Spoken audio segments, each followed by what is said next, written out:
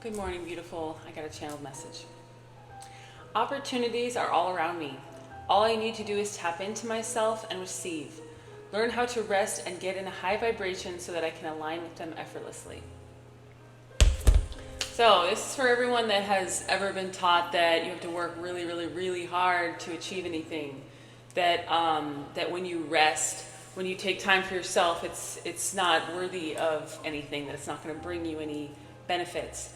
And this is about self-love. This new era that we're stepping into is all about loving ourselves first, about pouring into our own cup instead of pouring into everyone else's around us and leaving ourselves stranded. This is also important because a lot of us don't understand that instead of worrying and spending all of our time in a low vibration, what we really need to do is stop worrying and trusting the universe more, stepping into a high vibration and just resting. And now this doesn't mean, to skip going to work and just hang out at home and trust that everything will flow. What it does mean, though, is starting to make decisions based from a self-love place. So say, for example, the job that you have or the business that you're running, one-on-one, thank you, Spirit, on my timer. Say it's just burning you out. Say it doesn't really give anything back to you other than a little bit of money, or even a lot of money, but it burns you out, it drains you, it leaves you feeling empty, void, depressed, any of that, anxious. I think a lot of us have had jobs that made us feel anxious. Well, we took that anxiety home with us. Let me just tell you, nothing is worth that. All the money in the world is not worth taking home a bunch of anxiety. Okay, now I'm being guided to read another channeled message. Mentally ill just means that we are not tending to the garden of our mind. It is not widely understood yet just how important this work really is. If we do not address these issues before they take over and become rampant, we may not make it out the other side. Suicide is a very real side effect of mental illness, and thus we must tend very carefully to the garden of our mind. Okay? The garden of our mind and the garden of our whole being, which, let's be honest, they're very much connected. If you're physically unwell, your mental energy might not be as healthy as it usually is, and vice versa. We need to learn how to tend to the garden of our body, of our mind, and know that nothing is more important than our mental health, especially. Okay, and those of you that have struggled with mental health, that have struggled with depression or suicidal thoughts or anxiety, especially these three, know that some of the worst moments can come from sitting in those places. And sometimes we don't know how to find our way out, okay? The way to find your way out is to tend to the garden of your mind, to tend to the garden of your heart, your emotions, to allow yourself to grieve when you need to grieve, to allow yourself to express all the things that are festering inside of your body and mind. And so many of us are taught to just slam it shut, put it away, pour a bunch of prescription drugs on top of it, or a bunch of, other substances that may be illegal or legal. Alcohol is definitely one of them. One of the ones that I used most prominently in my adult life and my childhood. Honestly, I started drinking and doing drugs at 11 years old. So just know that I understand what it's like to have a mental illness in the family, to watch somebody struggle and go down that path. I personally am of the mind that mental illness isn't really what we think it is. A lot of people put that label on somebody or something, and it's basically marking them for life. This person's mentally ill. My personal opinion is that if we all tended to the garden of our mind and our body, and we basically reinvented this whole reality we're living in, we wouldn't have that same kind of issue.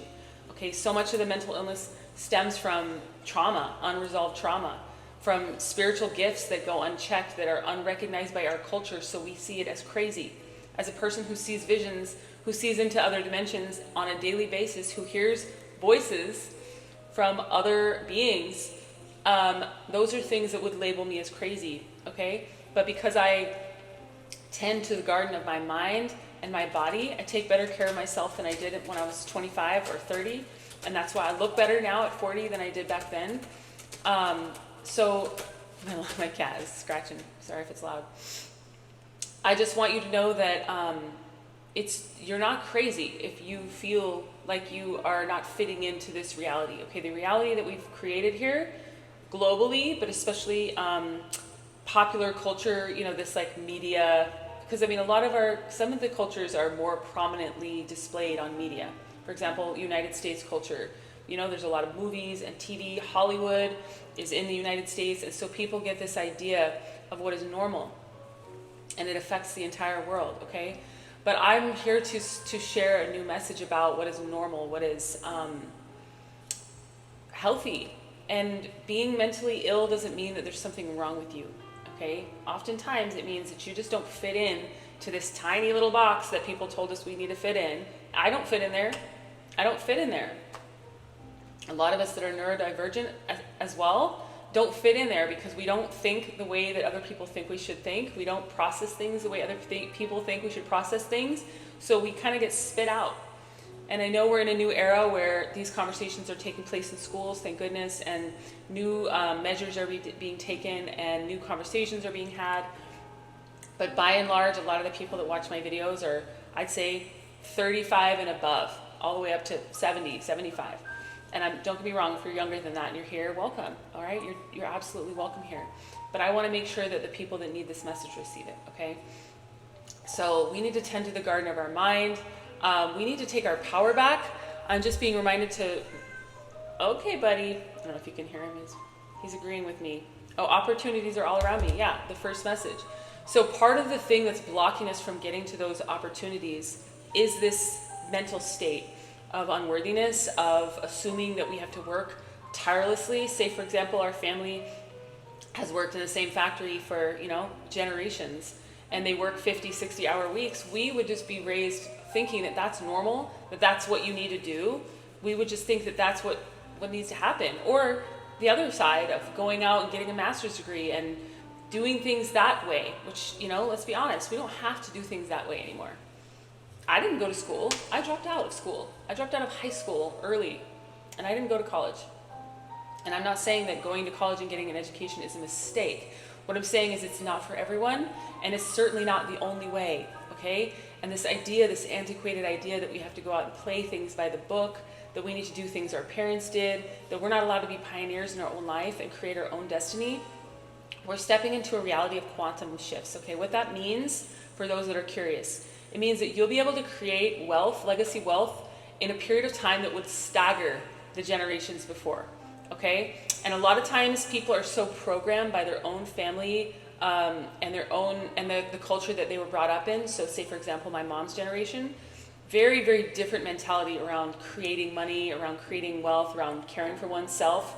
And especially Gen Z is probably going to be way ahead of us, my generation, because they're not adopting all this heavy baggage that a lot of us have adopted from our family, our parents especially, whether or not you ever knew them, because we adopt a lot in utero, and we adopt a lot through our genetics. So I know this message is a little bit of everything, but just know that every single step you take toward aligning with your higher self, toward caring for your vessel, toward paying attention to your mental health is going to get you so much farther than trying to push and force things like we did back in the day, even 10 years ago, when people thought you had to work, until you're 65 in order to graduate. That's funny, but it is. It's kind of like a graduation into freedom. Fuck that shit. I'm definitely not going to wait until I'm 65 to start living and having fun and having abundance in my life and having restful time and all of this. So yeah, there's a lot of distractions, a lot of loud birds, like my cat, lots of energy moving. It's because we're in eclipse energy. We're still in super full moon eclipse energy right now. That's also I'm being guided to talk about that because we are in a portal right now. We're in a portal where if we do enough emptying of our old paradigm, emptying of our cup, we have the opportunity to have it filled with a completely new ingredients, a totally new life. All right, that's what I'm working toward every single day, purging the things that don't serve me, letting go of these limiting beliefs that I am tied to any kind of old paradigm at all, that I can't recreate my life and create massive abundance with the drop of a hat if I align with that higher frequency. Okay, and I have a lot of shedding to do because I've adopted a lot of worthiness wounding in my life and a lot of poverty consciousness through my mother specifically, not just my family, okay, but my mother, and in utero and then in real life being raised in poverty. So if you're anything like me, you probably have a lot of shedding to do, emotional, physical, just like spiritual, by visually, consciously visualizing what you want to release, okay, with this full moon energy. And I do this with every moon. New moon, full moon, I do rituals, all right? Because I work with the natural elements to help me along.